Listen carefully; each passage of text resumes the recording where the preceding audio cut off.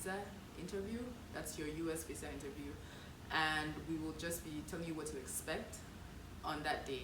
So at this point, you should have all your documentation ready. You should have your I-20, of course. You should have completed your visa application, and you should know your visa interview date. So now you'll just be watching this video to know more about what to expect on the visa interview date. So keep watching, and we'll walk through some questions with you, and then some ideal answers you should have for your interview. So yeah, keep watching. So all right.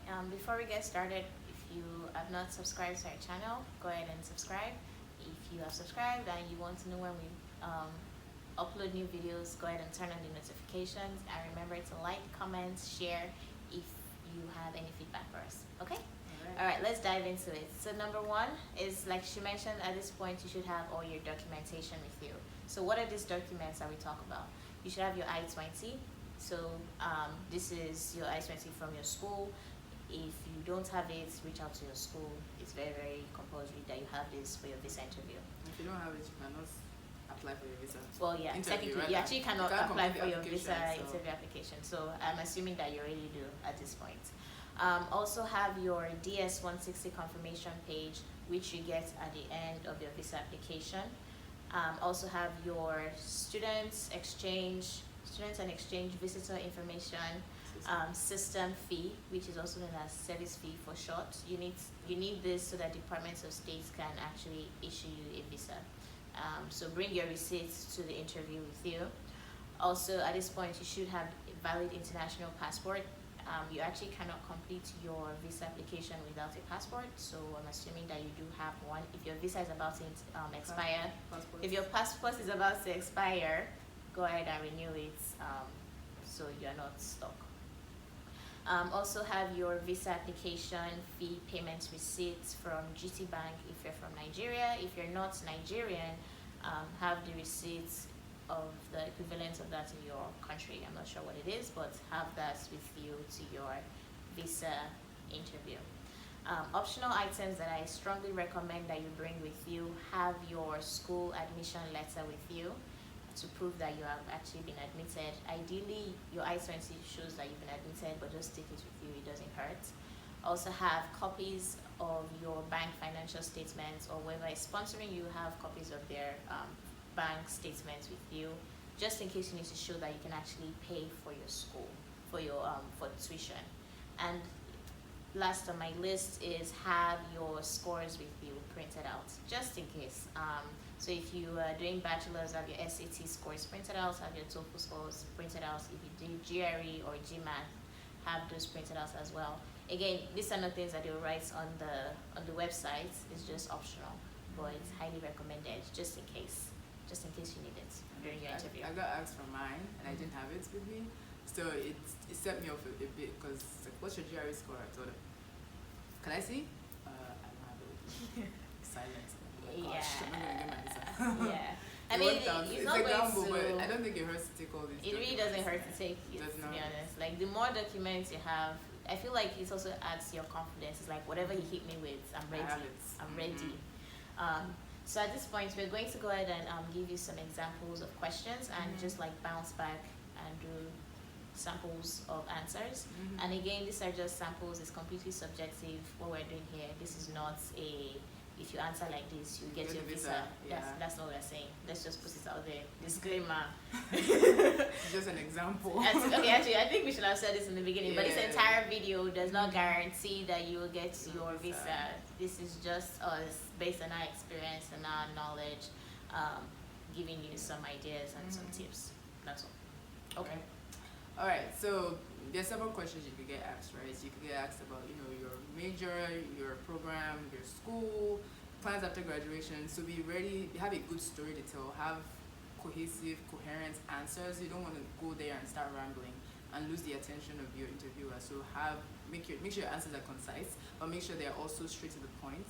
You also want to make sure you sound confident. So for each answer, for each question you're asked, have a good story to tell, have a good answer to tell. So for instance, I would say, why did you choose your major? So we're going to be going back and forth. So why did you choose your major? What are you going to study in? Of course, they know what you're going to study, but they want to know why. And so Okay, so an example of how I would answer that is, so for instance, if I'm coming to the US to study biology pre-med, I can say I'm going to America to study, I'm going to this university actually to study biology pre-med. I'm very passionate about learning about the human physiology, and I would love to be a doctor eventually and come back to Nigeria, my home country, to help with the healthcare system, or to actually work as a medical doctor solving issues in Nigeria. Okay. So if you notice, I said first of all where I'm going to school, what I'm going to study. So if you're coming in for your bachelor's, you don't have the luxury of being undecided like Americans. So you should have something, a major already selected at this point. You can come to America and change it after, that's fine. Just have something when you're going for your visa interview. And then if you notice, I also tied it back to what I want to do long term, and tied it back to my home country, Nigeria. So throughout your interview, always have it at the back of your mind. And this is one of the points that we have later on as well. Have it at the back of your mind that your student visa is for you to go and study. It's not for you to come here to America to live. And so you need to be able to tie your answers back to how it's going to impact your future back home in your home country.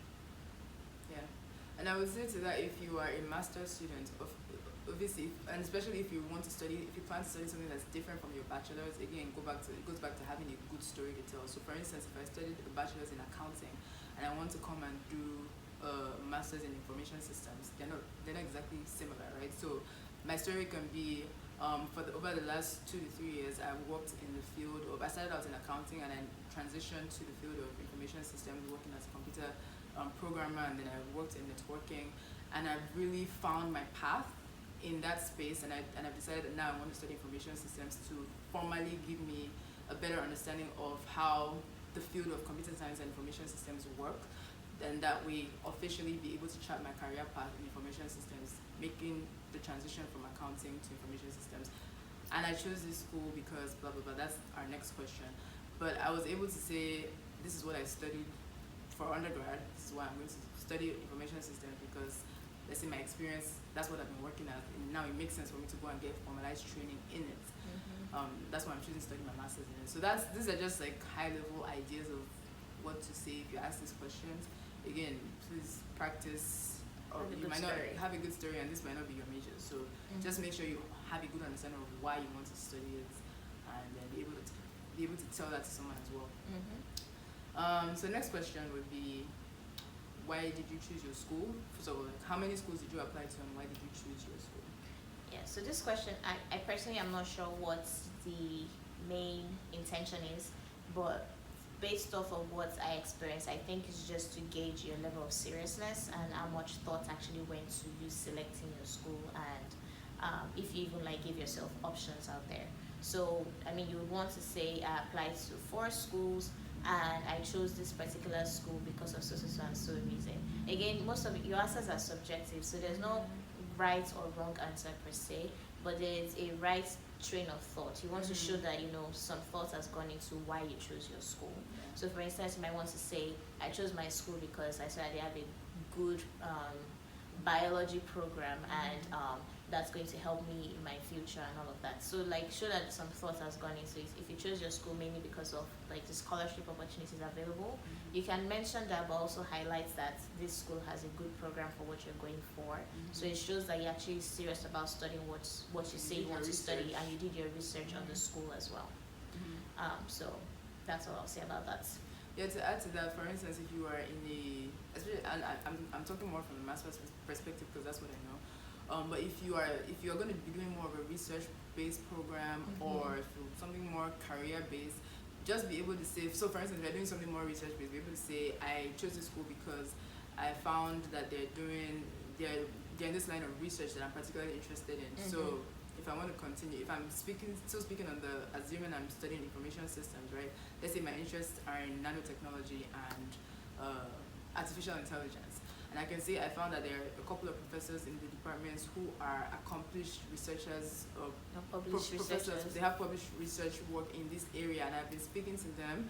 I've established a rapport with them, and I already know that I've already identified some professors who I'll be interested in working with. And of all the schools I looked at, I found that this particular program has a very good research lab, or they have good opportunities for their research master students.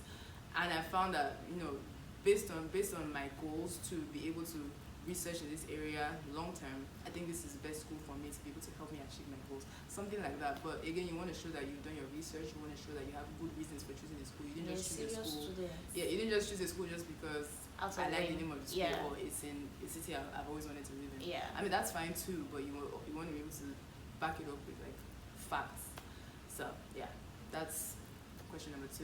And again, also note that for each question there might be follow-up questions that we don't cover. So if someone asks you why did you choose your school, and you could say I did research, it could lead into like, okay, so who did you talk to? How many people did you talk to at your school? What was their response?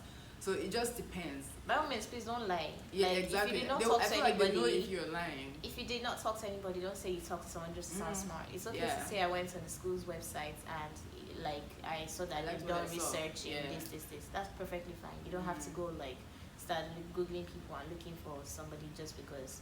It's good for you to do that, for your own, to make sure that you're choosing the right program. But don't just go and start lying because of visa interview. Yeah. They'll find out that you're lying. Tell you're lying. So just be honest. And again, it's okay if you didn't talk to them. Just have a good story. So. And then number 3, who is funding your education? Or you might get a variation of how are you planning to fund your education.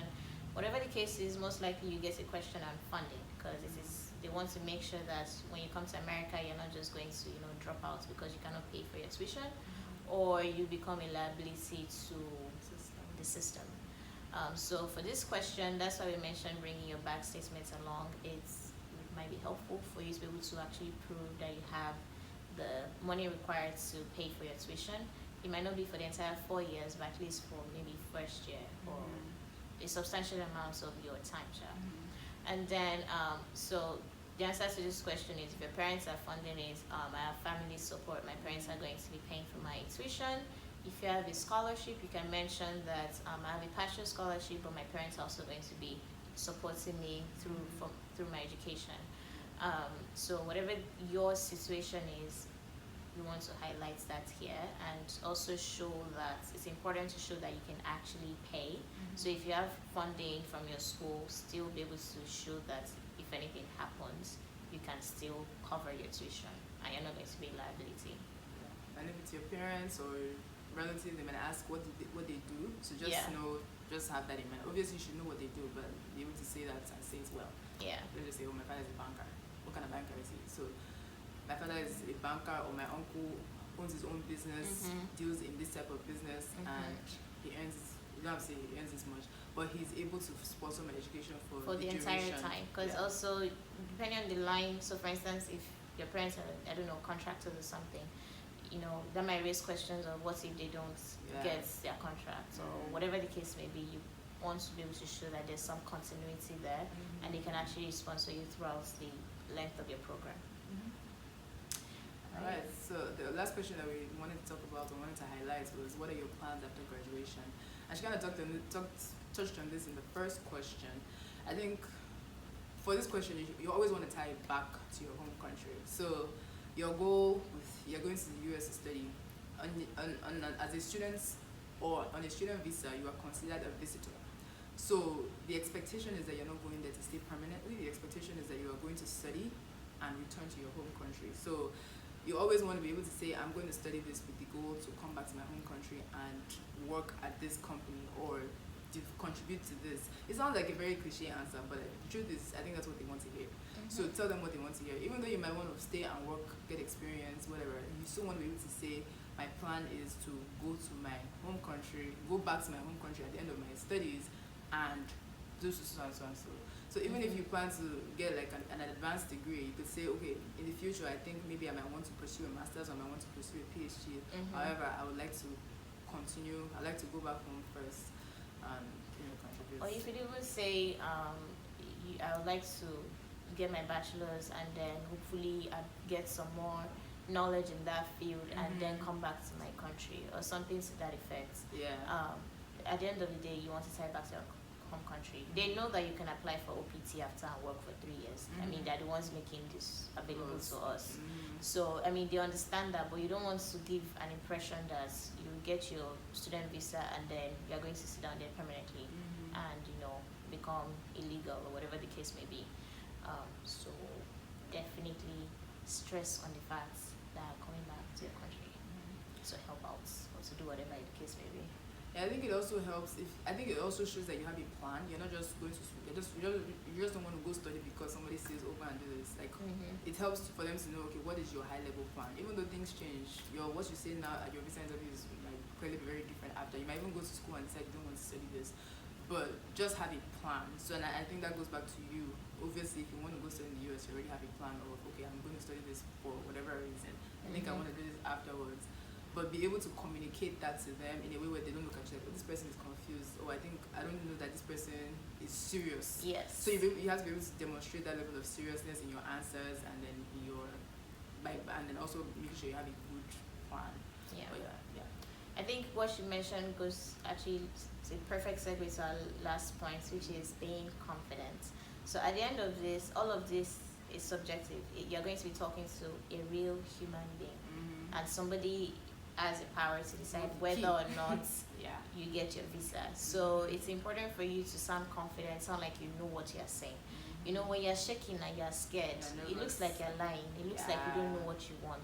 So go there with all the confidence, Obama confidence that you can get. And you might not be a naturally confident person.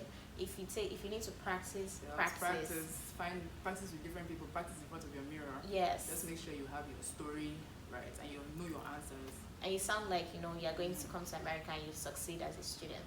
And also in line with that, if you are not the most fluent in English, or maybe your spoken English is not as good, definitely practice your English. Make sure that you sound like you come here and you succeed, and you come here and you stay in class and you understand what the professor is saying. So you're not just lost because English might not be your strongest, your point of strength. But what we're trying to say is be confident. Whatever you need to do, practice English, practice answering the questions, practice speaking to somebody, a foreigner, whatever the case may be. But we have other resources as well. I will include them in the description. You can take a look at that. I believe there's a thread on. There's several threads on Nairaland. On Nairaland. I'll put a link to one of them in the description. And people actually give questions that they were asked during their interview. So you can go there, look at other questions, practice answers to them. This is an interview, guys. It's like a job interview. Prepare for it. Like Don't just go there. Don't go there and start winging it. You've worked hard for this. You've written the SATs. You've written GRE, GMAT. You've written TOEFL. You've written all those admission essays that nobody really likes writing. Don't let visa interview be the bottleneck. Yeah. So whatever you need to do to prepare and be confident to do that. And I'll say though, at the end of it all, you can prepare and you still don't get it. It doesn't mean that something is wrong with you or you did something wrong. You might just be the interview that day. Yeah. You might have just been in a bad mood. So yeah, very subjective. Yeah, it's very subjective to be honest. So that's one thing to keep in mind. So if you don't get it, don't feel like downcast or my life is over type of thing. Try again. I know people that got rejected their first try for student visas and they went back and they got it. Yeah. So try again and hope for the best. Yeah, if you get denied, you could always, like other things, if you get denied, you could always apply again. You go to a different location and apply. So it's not the end of the world. But also you want to make sure you give yourself time. So plan, just foresee that. So obviously you don't want to get denied, but if you get denied, you want to also make sure that you have enough time to apply again for your visa interview and make the dates and still be able to make it here in time for school. Yes. Yeah, and also another thing to note is with the US visa interviews, like your decision is made like right there. It's not like you're going and you're coming back to find out. They'll tell you right there if they're going to give you a visa, if they're going to deny you. If you can't hear them, if they give you back your passports, you did not get it. You didn't get it. If they keep passports with you, they'll tell you, oh, come back for it in a couple of days. Yes, then you got it. Congratulations, you got it. So and they actually, if you get denied, they don't tell you why you got denied. You just get some random sleep, I think. Sleep, and they give some generic answer. I've gotten a sleep before. for. Okay, But it wasn't for my student visa. Okay. It was for visitor visa. I got it. It's like the most generic answer ever. And you just be like, what did I do wrong? What did I do wrong? Sometimes it's actually not you. So Yeah. just you'll be fine. So just make sure you get there early, plan, because the line is gonna be long. So get there early and And yeah. eat. Oh, yeah, it's Yeah, gonna be you there stand for a in while. line, you sit down, you look.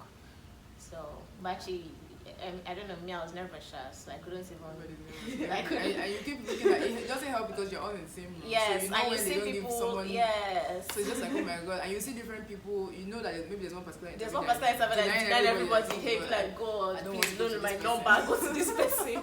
Because they give you numbers and it's like Oh, randomly yes. assigning, like, God, please don't let my number go to this Yes, one that's been exactly. denying everybody. But to be honest, if you're a religious person, I'll say pray, man, because it helps. It really helps, especially with your confidence. And like, I got Jesus, ain't nothing stop me. So I mean, whatever you need to do to get your confidence, Up whatever there. is your confidence booster, do it. Do it and make sure again. There's confidence booster is nothing if you're not prepared. Yeah. So prepare and practice and prepare and practice again and again and again. Yeah. So we wish you all the best if you're watching this video and you're hoping to go for your visa interview soon. We wish you all the best and we pray that you get your visa and we get to see you here sometime soon. If you watch this and you actually get your visa, I would like Let to us hear know. from you. If this helped you, let us know. Really, send us an email if you don't want to be in the comment section. You know, you don't want people to know that you've gotten your visa. I know we Nigerians are. Send us an email. It's okay. Alright, any final thoughts? Any final thoughts is be confident. That's all I can say. Alright, not for me. It's your wrap. That's a wrap, guys. Alright, thank you for watching. We'll see you on the next one. Bye